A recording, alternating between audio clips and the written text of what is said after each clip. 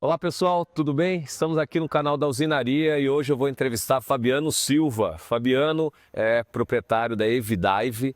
Ele vai contar um pouquinho da história dele, da formação, de como foi a sua jornada dentro da indústria, como proprietário agora também. Então trouxe ele aqui e ele vai falar um pouquinho desse espaço que nós estamos aqui dentro, vivendo uma experiência de mergulho com um grupo muito bacana, o grupo do BDA, do Business Design Academy do MEC. Então, Fabiano, obrigado. Primeiro, quero que você se apresente e fale um pouquinho aí da sua jornada aí, desde a formação até chegar até aqui. Obrigado, Celso. É um prazer enorme estar aqui conversando com vocês. Obrigado pela oportunidade. Cara, a história é uma história, eu brinco que é a jornada do herói, né? Então, eu sou de família simples, família humilde. Dá para ver pelos meus cabelinhos brancos, né, Celso? Eu já estou com 51 anos de idade. E a minha formação ela começa na área técnica, na área de tecnologia. E numa época que a gente não falava de ensino médio, mas chamava de colegial, né? Sim. Eu fiz colégio técnico em processamento de dados, foi aí que eu entrei na área de tecnologia. Legal. Como desenvolvedor, como programador júnior, programador pleno, programador sênior, analista, enfim. Então, um desenvolvimento inteiro nessa área de tecnologia. E em alguns momentos eu trabalhei na Accenture, né? Então eu tinha um cargo de liderança já na Accenture, falando aí na época de meados de 90, 92. Aí, ainda. É mesmo? Tô brincando. E aí aconteceu uma coisa bastante interessante, porque aquilo que eu fazia, eu queria saber de onde vinha e para onde ia. E numa empresa muito grande, nem sempre isso é bem visto, né? Eu queria ter uma noção do todo e não só de uma porção, né? E eu abandonei tudo. Eu pedi demissão e resolvi empreender e montar a empresa lá nos anos 2000. E quantos anos você tinha de empresa nessa época que você largou? Acho que eu tinha uns 5, 6 anos de empresa. 6 anos, você visualizou esse gap aí, queria dar uma volta em todos os setores aí, praticamente para entender todo o processo. Exatamente. Sempre trabalhei com gestão de empresa de uma maneira geral, né? Okay. E sistemas de ERP, sistema de gestão. Então permite que você consiga saber, ter conhecimento sobre os processos, né? De todas as áreas da empresa e principalmente como é que elas se interligam. E como foi essa decisão, ainda nessa decisão, resposta da família, dos amigos, quando você decidiu fazer isso, como foi? Cara, foi um terror, né? Porque em 2000... eu tinha casado, né? Tenho uma filha hoje e ela estava nascendo. Ela nasceu em agosto de 2000.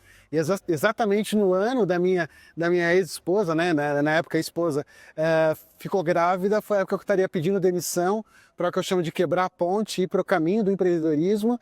E não tinha outro caminho. Tinha que dar certo, tinha que fazer funcionar, tinha que queimar muita energia e fazer a coisa acontecer. Então a reação foi bem esquisita, né? Assim, como você vai largar algo que é seguro para buscar algo que é teu sonho? Eu queria, jovem, né? 20 e poucos anos, né? Eu queria conquistar o mundo, né, Celso? Era isso que eu queria fazer. Isso, na verdade, a base de todo empreendedor é essa, né? A família, na maioria das vezes, não concorda, né? Você estava preparado como... eu digo, muita gente fala assim, para empreender você tem que estar preparado, com caixa, com dinheiro no banco. Estava preparado? Não, de forma nenhuma, de forma nenhuma.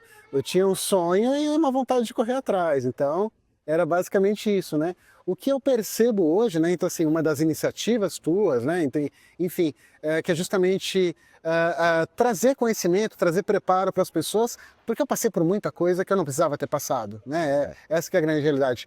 E aí você percebe que como empreendedor você tem que trilhar em várias áreas. Então, por exemplo, chegou uma hora que equivocadamente eu não entendia a área de RH, por exemplo. Só um exemplo, como sendo uma área importante. E hoje eu acho que é uma das mais importantes que tem, porque é dali que você vai formar o teu time, formar pessoas, e esse é o alicerce para você construir, seja o que você quer construir, né? Então, assim, e RH, na verdade, é uma coisa que não ficava muito. O que eu fiz? Comprei um livro de recrutamento e seleção e fui lá para começar a entrevistar as pessoas, para fazer dinâmica de grupo e por aí vai.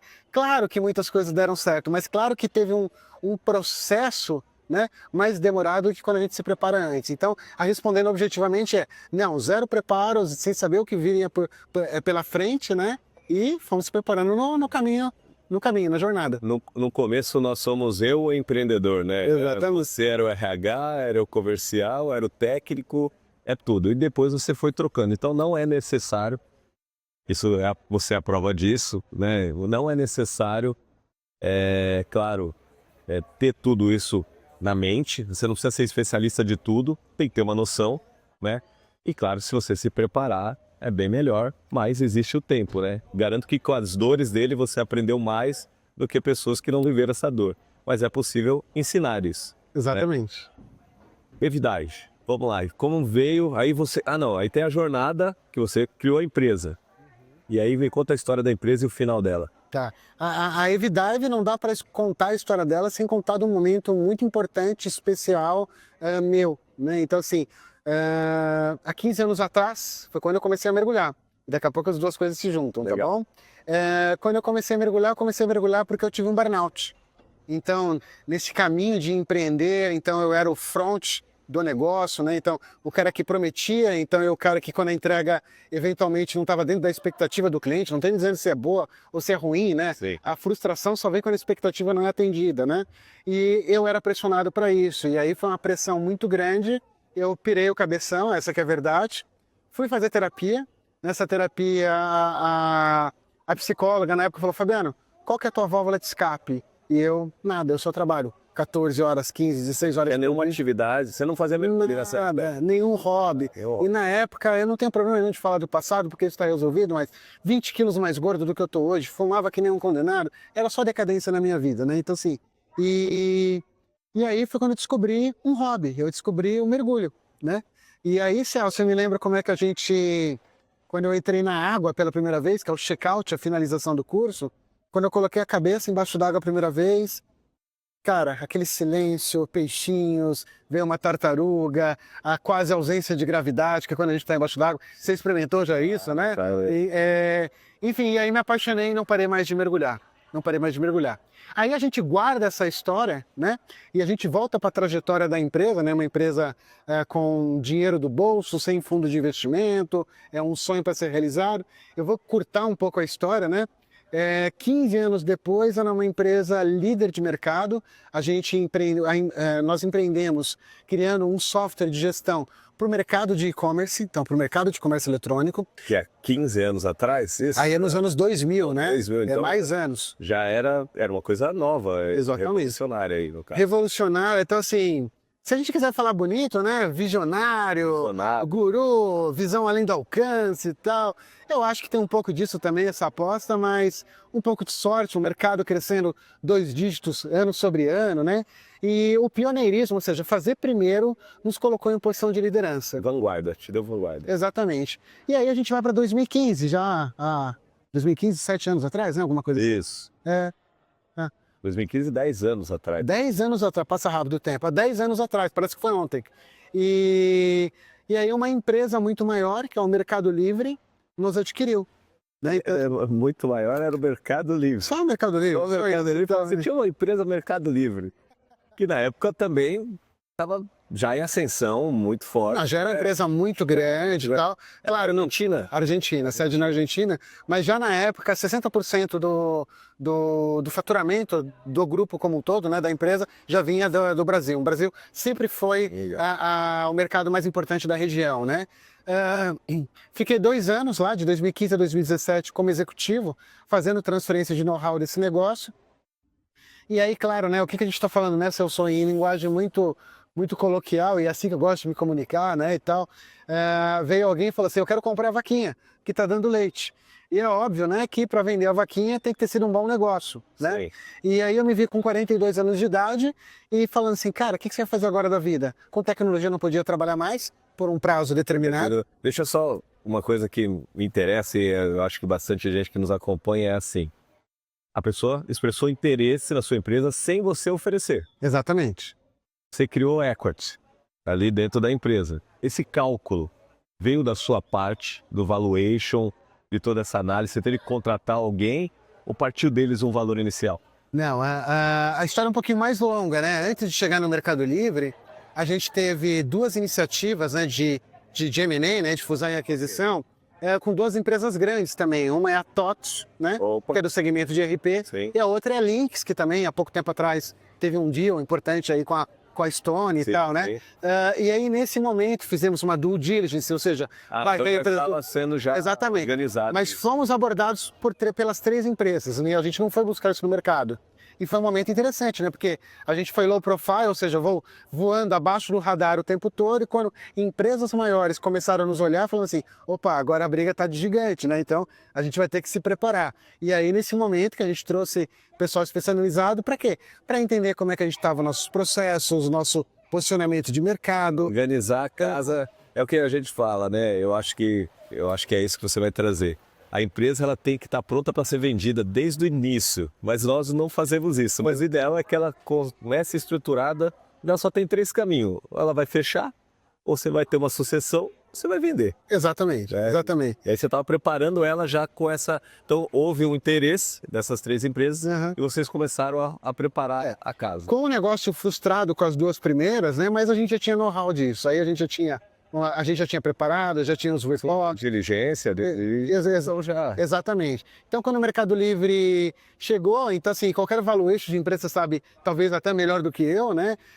Existe aquilo que é tangível, né? Quantos clientes você tem, qual o share de mercado que você tem, como é que está funcionando, qual a receita que você tem. Enfim, mobilizado. Exatamente. Na nossa parte como tecnologia, o fator humano muito importante, né? Que é a cabeça, as cabeças de desenvolvedores que já tinham lá. Mas tinha algo realmente que era intangível, que é a sinergia sobre esse negócio que nós tínhamos criado, sobre qual negócio que é o Mercado Livre e como é que isso ia se complementar. Legal. Então eu acho que isso realmente teve um valor agregado muito grande. Fizemos uma ótima negociação. Acredito que tanto para o Mercado Livre quanto para a gente e tal. E aí especificamente é isso. A preparação ela veio de maneira involuntária, vamos chamar assim, por causa de duas tentativas anteriores, né? Okay. E aí quando o Mercado Livre a gente já tinha uma noção, uma proporção de valor, algumas coisas, mesa de negociação normal. E aí quanto tempo demorou do início do Mercado Livre chegar para conversar com vocês até a efetivação do negócio? Alguma coisa de 6 a 8 meses, foi rápido. Rápido. Foi bem rápido. A gente tinha porque já estava tudo preparado. Exatamente, já está tudo preparado. Legal. Foi vendida aí por alguns zeros aí. E aí você ficou 2 anos trabalhando para a empresa por efeito de passar o seu know-how para eles. Tinha sócio naquela época? Tinha sócio. Um sócio, 50-50, e tinha algumas pessoas que a gente cedeu uma parte das cotas por meritocracia. Legal. E são pessoas que começaram lá no começo com a gente, chegaram até aquele momento. Aí já estou falando com uma empresa com mais de 100 funcionários, mais de 400 clientes, né? Até para manter eles lá durante esse tempo também de passagem, né? Exatamente. Então, foram reconhecidos também e felizes aí nesse movimento como um todo. Muito importante. 2 anos trabalhando lá. Evidive, vamos contar a história dela. Como chegou? Então, aí, enfim, com algumas estalecas no bolso, né? Algumas estalecas. Agora que tá rolando Big Brother. Exatamente. Com algumas moedinhas no bolso. O que você vai fazer da sua vida, Fabiano? Essa foi a pergunta e a resposta veio muito rápido, Celso. Não tem outra coisa para fazer a não ser trabalhar com mergulho.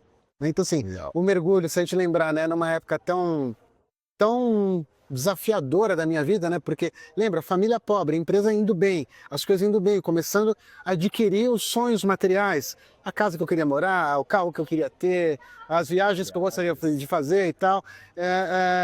E ao mesmo tempo eu peguei o que eu chamo de síndrome do fantástico, esse nome foi eu que dei. Que é quando domingo à noite você está assistindo Fantástico e fala, que droga que eu tenho que trabalhar amanhã, não fazia sentido isso, né? Olha a tua história, onde você está, não faz sentido você não querer trabalhar, né? Então assim, foi algo muito marcante e eu digo que o mergulho salvou a minha vida, de fato, né? Ele me deu propósito, ele me deu motivo, ele me deu, enfim, tudo aquilo que a gente precisa. E aí quando a gente volta para esse momento que eu deixo o Mercado Livre dos 2 anos, a única resposta é trabalhar com mergulho. Então é aí que nasce a ideia de criar a Evidive. Então, sobretudo, um negócio, né? linha de receita, linha de despesa, planejamento, Sim. marketing, finanças, enfim, vendas, tudo aquilo que precisa ter, mas sobretudo como um propósito.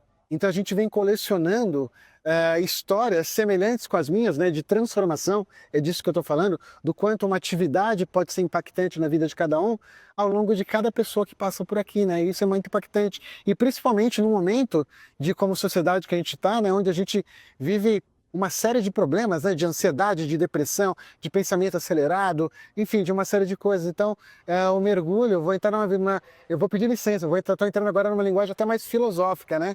O mergulho não é o fim, ele é o meio. Né? Então, assim, ele é o meio para o quê? Para a qualidade de vida, para a paz, para a tranquilidade, para essa conexão com a natureza, para ressignificar algumas coisas e tal. E isso é real, é a segunda vez que eu venho, a gente se emociona. Hoje teve uma moça que ficou super emocionada e é muito prazeroso, é uma fase assim, cara, que eu encontrei lá, o Mike fala que ele encontrou Deus, contra Deus, né, embaixo d'água, né? E você proporcionar isso para tanta gente, eu acho que para você deve ser muito satisfatório também. Isso volta, Celso, isso volta em formato de energia, em lei da atração, não sei o que a gente pode falar e tal, mas, cara, é muito bom. Não, é legal que é um trabalho, é um serviço, é uma empresa, mas tem propósito. Exatamente. Né? E é legal quando você trabalha com propósito, respeitando cada um que trabalha com produtos, né, X, mas quando você começa a trabalhar com propósito, desenvolvimento humano, e traz isso para uma linguagem que é o que você gosta de fazer e praticar, então é incomparável aí, né, o que você está vivendo. Fala um pouquinho da estrutura. Onde nós estamos aqui, vocês podem ver que nós estamos aqui num cenário um pouco diferente hoje.